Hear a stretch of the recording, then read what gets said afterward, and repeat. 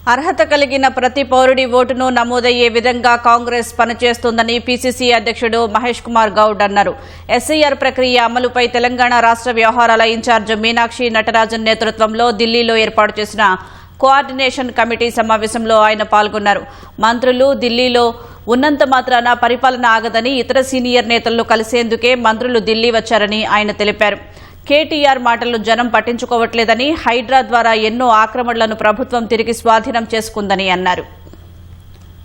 ధ్యేయము అర్హత కలిగినటువంటి ప్రతి పేదవాడి ఓటుని నమోదయ్యే విధంగా ప్రయత్నం చేస్తా ఉన్నాము. 35,000 చిలుకు ఉన్నటువంటి BLS లో ఇప్పటివరకు 15,000 మంది నిరంతరం రోజు కనెక్ట్ సెంటర్తో టచ్లో ఉన్నారు.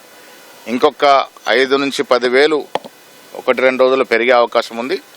ప్రతి బూత్లో అర్హత కలిగినటువంటి పౌరుల యొక్క ఓట్లని సరైన మార్గంలో నమోదు చేసే కార్యక్రమం ఉంటుంది. ఇవాళ దాని మీదే ప్రధాన ఎజెండా.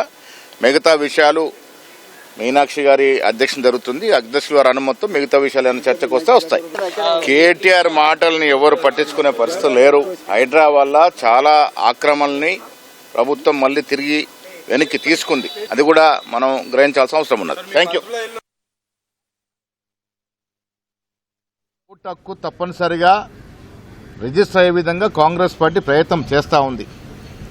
ఈసారి జరుగుతున్న ఎస్ఐఆర్ కొంత దురుద్దేశంతో కూడుకున్నటువంటి ఎస్ఐఆర్ జరుగుతూ ఉంది. అర్హత కలిగినటువంటి పౌరుల యొక్క ఓటు తొలగించే ప్రక్రియ జరుగుతూ ఉంది. కాబట్టి కాంగ్రెస్ క్యాడర్ కింది లెవెల్లో అప్రమత్తమై దాదాపు 2 మాసాలుగా ఈ ఎస్ఐఆర్ ప్రక్రియలో పాల్గొంటూ ఉంది. ప్రతి పౌరుడు ఓటు కాపాడాల్సిన ధ్యేయంతో ముందుగా కార్యక్రమం మీద ఇవాళ చర్చ జరిగింది. దాంతోపాటు సంస్థాగతంగా తెలంగాణలో బూత్ స్థాయి నుంచి PCC వరకు జరిగినటువంటి పార్టీ నిర్మాణము, ప్రభుత్వం ఇస్తున్నటువంటి సంక్షేమ అభివృద్ధి ఫలాల్ని ప్రజలకు తీసుకెళ్లడంలో మా క్యాడర్ నిర్వహిస్తున్న పాత్ర మీద కూడా చర్చ జరిగింది. మీనాక్షి నటరాజన్ ఆధ్వర్యంలో మిగతా విషయాలు కొంత చర్చకు వచ్చాయి. వారిని గౌరవ డిప్యూటీ ముఖ్యమంత్రి గారు భట్టి గారు చెప్తారు.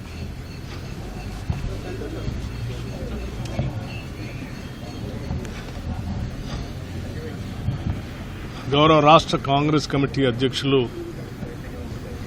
మహేష్ కుమార్ గౌడ్ గారు చెప్పినటువంటి అంశాలతో పాటు ఈరోజు జరిగినటువంటి కోఆర్డినేషన్ కమిటీ సమావేశంలో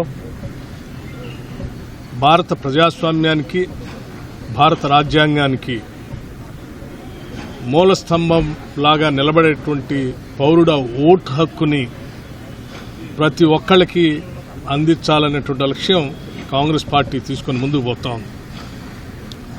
ఆ ఓటు హక్కుని ప్రతి పౌరుడికి అందించే ప్రక్రియలో భాగంగా ఎస్ఐఆర్లో జరుగుతున్నటువంటి విధానంలో తెలంగాణ రాష్ట్రంలో BLS, కాంగ్రెస్ పార్టీ నియమించినటువంటి BLS చాలా బాగా పనిచేస్తూ ఉన్నారు. వారు చేసినటువంటి పని విధానాన్ని కూడా ఈరోజు అఖిల భారత కాంగ్రెస్ కమిటీ ఆధ్వర్యంలో రివ్యూ చేయటం జరిగింది. మీనాక్షి నటరాజన్ గారి ఆధ్వర్యంలో వారిని BLS అందరినీ అభినందిస్తూనే ఇంకా మిగిలి ఉన్నటువంటి కొద్దిమంది పర్సంటేజ్ని కూడా త్వరితగతిన పూర్తి చేయాలని చెప్పేటువంటి కార్యక్రమాన్ని వారు చెప్పడం జరిగింది. వాటితో పాటు రాష్ట్ర ప్రభుత్వం తరఫున చేస్తున్నటువంటి అనేక సంక్షేమ కార్యక్రమాలను కాంగ్రెస్ పార్టీ క్యాడర్ అట్లాగే సంస్థాగతంగా ఉన్నటువంటి వ్యవస్థ ద్వారా పెద్ద ఎత్తున ప్రజల దగ్గర చేర్చే కార్యక్రమానికి కూడా ఒక యాక్షన్ ప్లాన్ తయారు చేసుకోవడం జరిగింది.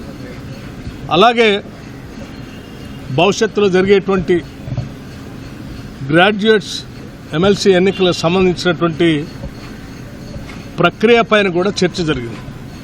అందులో ప్రధానంగా గ్రాడ్యుయేట్స్ ఓటర్స్ ఎన్రోల్మెంట్ గురించి, అట్లాగే గ్రాడ్యుయేట్స్ నుంచి ఔత్సాహికులు పోటీ చేయాలనుకున్నటువంటి కాంగ్రెస్ పార్టీ తరఫు నుంచి పోటీ చేయాలనుకున్న ఔత్సాహికుల గురించి కూడా ఏ రకమైనటువంటి విధానపరమైన నిర్ణయాలు తీసుకోవాలనే దాని మీద కూడా మార్గదర్శకత్వం చేయటం జరిగింది.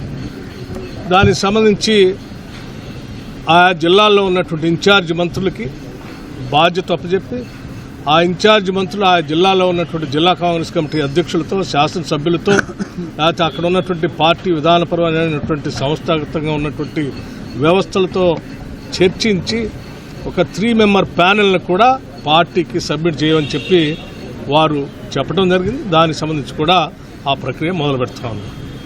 ఈ కోఆర్డినేషన్ కమిటీ ఇందిరాభవన్లో అనేక విషయాలపైన, ఈ ప్రత్యేకంగా ఎస్ఐఆర్ పైన, ఈ ప్రభుత్వం చేపడుతున్నటువంటి సంక్షేమ కార్యక్రమాలపైన, శాసన మండలి గ్రాడ్యుయేట్స్ ఎన్నికలపైన ప్రధానంగా 3 అంశాలపైన చర్చ జరిగి విధానపరమైన నిర్ణయాలు తీసుకుంటాం.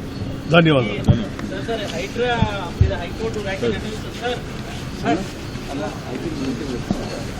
అందరికీ నమస్కారం.